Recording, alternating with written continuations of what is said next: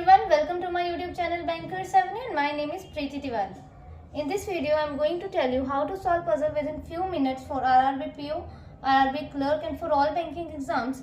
So stay tuned till the end of this video. Let's start the video.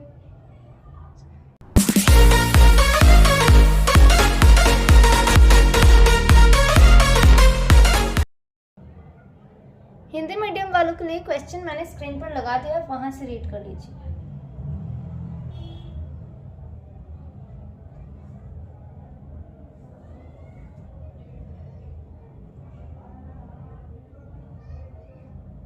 Eight persons A, B, C, D, E, F, G and H sit around a square table. 4 persons sit at corner and faces away from the center. 2 persons sit on each of the two opposite side of the table. Some of them face towards the center and some of them face away from the center. अच्छा, देख क्या बोल रहे हैं कि ना इसका कैसे ड्रॉ करेंगे हम डायग्राम. एक हमारे पास स्क्वायर है, ठीक है. इसमें कितने पर्सन है? 8 पर्सन है, ठीक है. तो 4 तो कॉर्नर में बैठे हैं और उनका फेस कैसा है? अच्छा हाँ, फेसेस अवे है ना, ये लिखा है ना. पहले तो यही देख लो आप. फेस कैसा है उनका? फेसेस अवे मतलब क्या होता है? मतलब फेस आउटसाइड, ठीक है. ये होता है इसका मतलब फेसेस अवे कि मतलब बाहर की तरफ देख रहे हैं. और फेस इनसाइड का कभी कभी ये भी लिख देंगे टुवर्ड्स द सेंटर, या फिर फेस कैसा है उनका? इनसाइड है ना. और सेंटर फेसिंग भी लिख देते हैं कभी कभी ऐसे. सेंटर फेसिंग है. सेंटर फेसिंग को भी इनसाइड, सेंटर फेसिंग को भी इनसाइड फेसिंग बोलते हैं, ठीक है. ठीक है, अब डायग्राम देखते हैं कैसा बनेगा. ये हमारे पास रेक्टेंगल है. 4 पर्सन तो देखो क्या बोल रहे हैं कि कॉर्नर में बैठे हैं और उनका फेस कैसा है? फेस अवे, ठीक है, मतलब फेस आउटसाइड है. 4 person sit at corner and face away from centre. और क्या बोल रहे हैं? 2 person sit on each of the 2 opposite side. या तो फिर 2 पर्सन यहाँ इन अपोजिट साइड्स में देख लो, ले लो आप, या तो 2 पर्सन इस साइड में, ठीक है.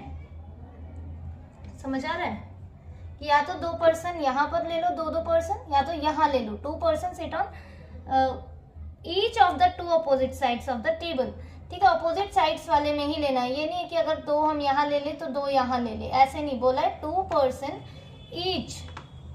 ईच मतलब एक साइड पर, ठीक है, और अपोजिट साइड पर होने चाहिए. तो या तो यहाँ पर ले सकते हैं या तो फिर यहाँ पर ले सकते हैं. साइड्स तो यही है ना हमारी. तो अच्छा, स्क्वायर टेबल है ना, रेक्टेंगल बना दिया गया मैंने, चलो कोई बात नहीं, ठीक है. तो 2 साइड्स ऐसे, 2 पर्सन यहाँ, 2 पर्सन यहाँ. पर इनका फेस नहीं पता हमें, इनका फेस नहीं पता हमें, ठीक है. ये कैसा फेस कर रखा है इन्होंने? कुछ ने face towards the centre and some of them face away from the centre. आगे हमें वो तो मतलब पता चलेगा जब हम पजल बनाएंगे. ऐसे बनेगा, ठीक है. चलो रीड करते हैं statement. A sits at one of the corner of the square table. E sits diagonally opposite A. Diagonally opposite कौन सा? ऐसे. अगर E यहाँ होगा तो A यहाँ होगा. ये diagonally opposite होता है ना, वो मैथ्स में पढ़ते हैं ना. डायगोनल कट कर रहा है बीच से तो ऐसे होता है, ठीक है. और या तो ऐसे होगा, ठीक है.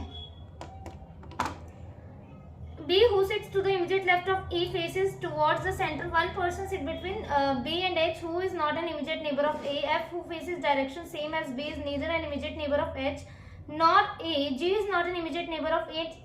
G is not an immediate neighbor of A and face direction same as that of B. C faces direction opposite to that of G but does not sit at any of the corner of the table. ठीक है, देखो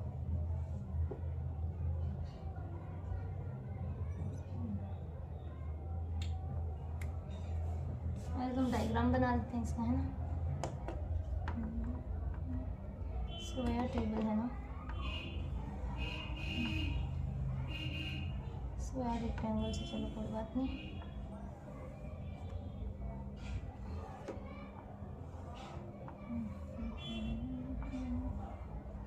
ठीक है.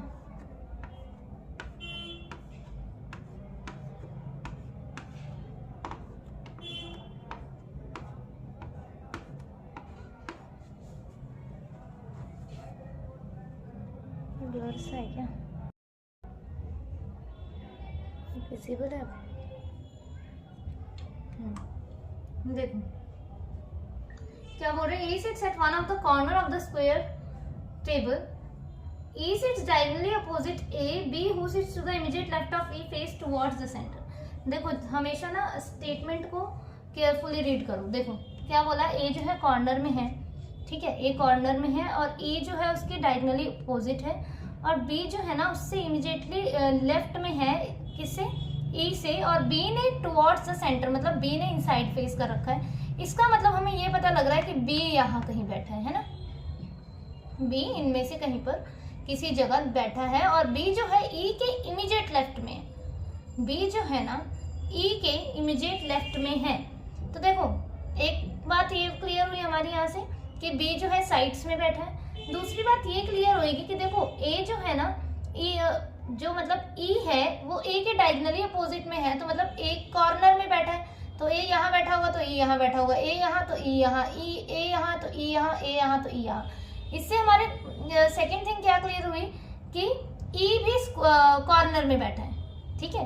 पहली बात हमें मतलब ये पता चली कि B जो है टुवर्ड्स द सेंटर फेसिंग है, तो इन सब के तो अवे है, इसका मतलब B साइड्स में बैठा है, किसी साइड में है। और दूसरी बात हमें क्या पता चली, और E जो है कॉर्नर में है। E कॉर्नर में क्यों है, क्योंकि A कॉर्नर में है और A के डायगोनली अपोजिट कौन है, E है, ठीक है। क्लियर ना इतना। और इनके फेसेस हमने क्यों नहीं बनाए, क्योंकि इनके फेसेस हमें पता ही नहीं है, साइड्स वालों के, है ना।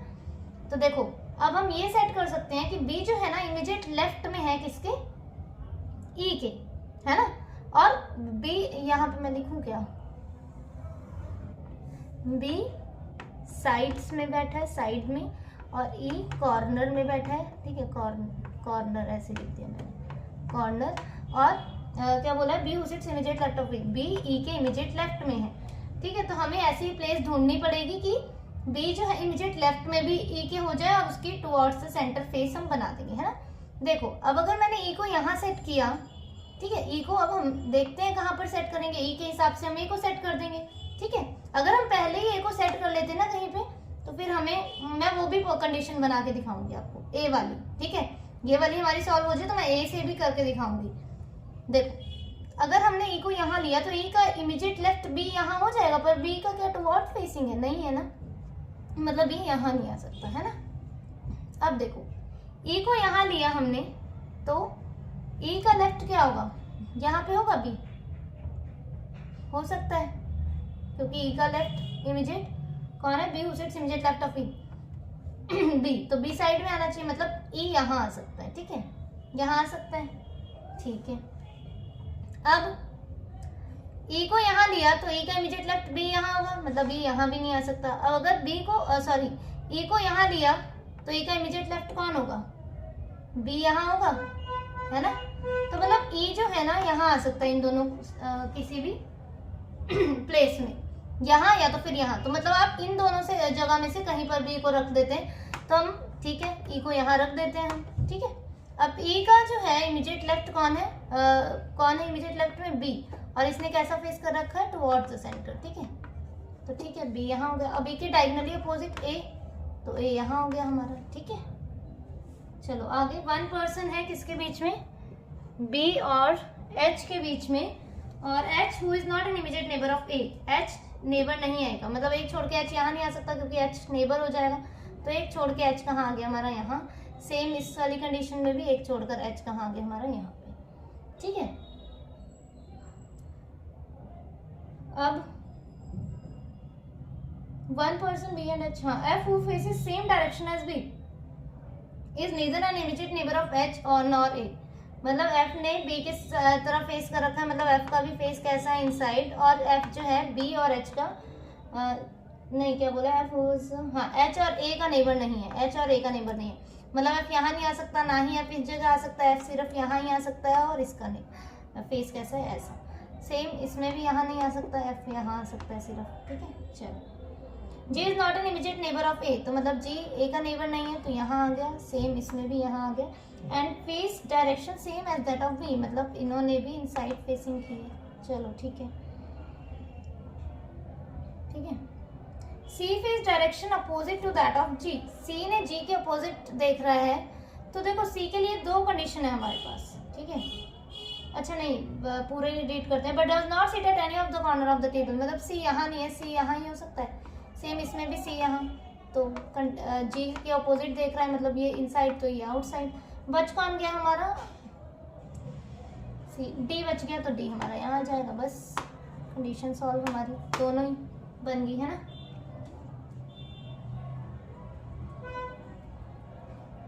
है ना. अगर हम ऐसे करते ना, पहले ए वाली कंडीशन से अगर हम स्टार्ट करते, कई बच्चों के मन में डाउट होगा, वो भी बना के दिखा देते हैं.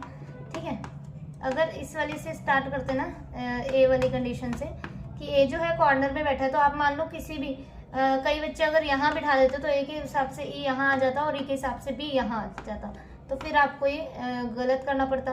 और अगर यहाँ बिठाते तो यहाँ से तो चल जाता. देखो ई के इमीडिएट लेफ्ट में भी, हाँ कई किसी के मन में ये भी डाउट हो सकता है कि ई को यहाँ क्यों नहीं बिठाया, तो यहाँ भी बिठा के देख लो. किसी भी, मतलब अगर आपकी कंडीशन ये हो रही है ना सेटिस्फाई कि यहाँ से भी हो सकता है, यहाँ से भी, तो आप एक ही कंडीशन से दो पॉसिबिलिटीज बना लो, एक ना एक तो सही हो ही जाएगी. ठीक है, नेक्स्ट वाली देखिए, ये वाली करके दिखाऊंगा, हो जाएगा वैसे. एक छोड़कर एच यहाँ, फिर क्या था कि एफ सा था, F toward the centre, F यहाँ बस. और जी जो है नेबर नहीं ए का, तो जी यहाँ हो जाता, से सेम डायरेक्शन. और एफ का था ना, नहीं क्या था, see face opposite direction to that of G, तो सी यहाँ सेम बनता. ठीक है, और डी फिर से हमारा यहीं आ जाता. बस नेक्स्ट वाली देखते हैं. 9 people live in a 10 floor apartment. The bottom most is number 1 and so on. W lives above at least 6 people. U sits on an even number floor 5 floor above from Q. X lives on the 4th floor 3 floor below S. P lives 2 floor above the vacant floor. अच्छा vacant floor है इसमें एक. ठीक है, 9 person है हमारे, और apartment कितने हमारे पास, मतलब फ्लोर कितने हमारे पास, फ्लोर्स है हमारे पास 10. ठीक है, R lives between B and T. Q lives on an odd number floor above the first floor. W does not live on the top floor. X lives below the vacant floor. Okay, बनाते हैं.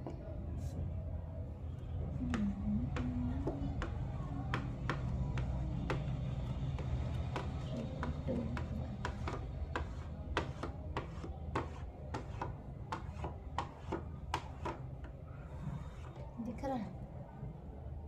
चलो,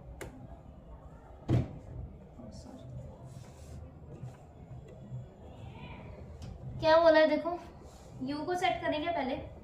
U जो है even number floor में है और 5 floor above Q. ये वाला करते हैं. X जो है 4th फ्लोर में है. ठीक है, X lives on 4th floor, direct पता है. और 3 फ्लोर बिलो S, S से 3 फ्लोर्स बिलो है, मतलब इससे S ऊपर हो जाएगा 3 फ्लोर्स. ठीक है, चलो. और क्या बोल रहे हैं, W जो है एटलीस्ट 6 पीपल के ऊपर है, और W does not live on the top most floor. अच्छा, U और Q वाली सेट करते हैं. U इवन नंबर में है और 5 फ्लोर्स अबव Q. अच्छा, 5 floors above Q. X lives on 3, P lives 2 floor above. देखो Q को यहाँ रखते हैं हम, तो 5 फ्लोर कितने, 1 2 3 4 5. U यहाँ आ सकता है ना. पर क्या बोला है, Q lives on an odd number floor above the first floor, तो Q को यहाँ नहीं रख सकते.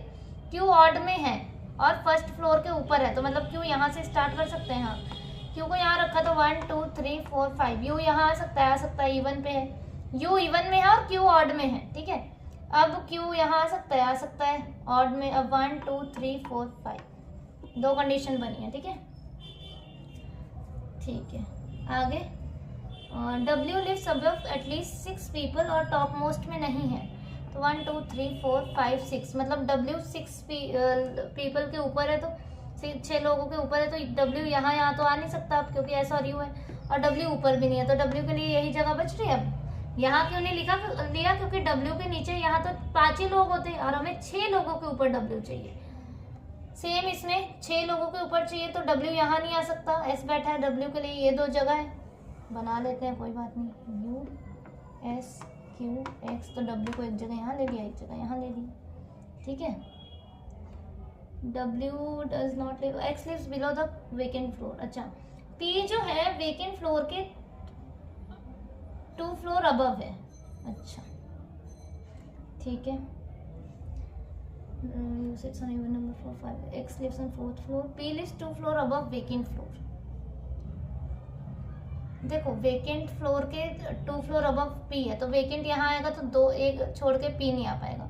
वेकेंट यहाँ भी रखा तो 2 छोड़कर पी, वेकेंट यहाँ रखा तो 2 छोड़कर पी, फिर भी नहीं आ पा रहा है ना। एक्स बैठा है तो वेकेंट यहाँ 2 छोड़कर पी नहीं आ पा रहा है, वेकेंट यहाँ 2 छोड़कर पी नहीं आ पा रहा है, मतलब ये कंडीशन तो पहले ही गलत हो। ठीक है, अब ये और ये कंडीशन बच जाए। वेकेंट यहाँ तो 1 छोड़कर पी नहीं आ रहा है ना, वेकेंट यहाँ फिर भी नहीं आ रहा, पी एक्स बैठा है, नहीं वेट, वेकेंट यहाँ तो 1 छोड़कर पी आ तो रहा है, यहाँ पे क्यों नहीं आ रहा है? देखो ये वाली कंडीशन सेटिस्फाई है, वेकेंट यहाँ तो 1 छोड़कर पी आ सकता है ना, आ सकता है। वेकेंट यहाँ आ रहा है ना इस वाले में, तो टिक किया मैंने। वेकेंट यहाँ 1 छोड़कर पी नहीं आ रहा, वेकेंट यहाँ 1 छोड़कर पी नहीं आ रहा, वेकेंट यहाँ 1 छोड़कर पी आ रहा है। अच्छा 2 कंडीशन बन रही है वेकेंट के लिए भाई, ये या तो फिर ये। अब हम कौन सी सेटिस्फाई करेंगे? देखो ये यहाँ क्या लिखा है, x lives below the vacant floor. X जो है वेकेंट फ्लोर के नीचे है, तो वेकेंट अगर यहाँ ही रख देंगे हम तो एक्स कहाँ जाएगा, नहीं आ पाएगा। इसका मतलब वेकेंट यहाँ है और पी यहाँ है। अच्छा हाँ ये एक्स तो है ना, एक्स के वेकेंट जो है, x lives below the vacant floor, x vacant floor के नीचे है, तो हम यहाँ वाला अब चेक ही नहीं करेंगे। सेम इसमें भी यही कंडीशन बन जाएगी, वेकेंट यहाँ पर पी नहीं आ पा रहा। देखो 1 छोड़कर पी आ जाएगा, नहीं आ पाएगा, ना ही यहाँ वेकेंट रखेंगे तब भी नहीं आ पाएगा, मतलब ये भी कंडीशन गलत हमारी। ठीक है, अब आर जो है वी और टी के बीच में है। अच्छा आर जो है वी और टी के बीच में, तो आर यहाँ ही होगा, वी टी यहाँ हो सकता है, या तो फिर यहाँ हो सकता है। एक बार कंडीशन को रीड करते हैं, वी और टी के बारे में है क्या कुछ। W lives above at least 6 people who sits on an even number floor 5 floor above Q, X lives on 4th floor 3 floor below S, P lives 2 floor above the vacant floor, R lives between V and T, Q odd number पे है above the, W does not live on the topmost floor। ठीक है, देखो V और T के बारे में हमें नहीं पता कुछ, तो हम ऐसे कर देंगे। अगर वो बोलेगा T 3rd में है तो V को नीचे कर देना, और V बोलेगा अगर 3rd में है तो T को नीचे कर देना। ठीक है, और R जो है बीच में है V और T के, इसीलिए R को इस प्लेस पर रखा है। तो ये हमारा बन गया U W P S vacant, Q X V T R V और T। ठीक है,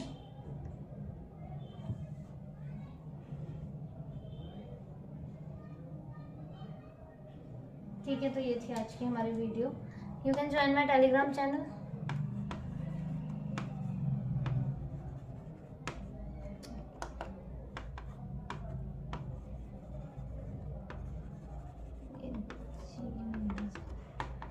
बैंकर्स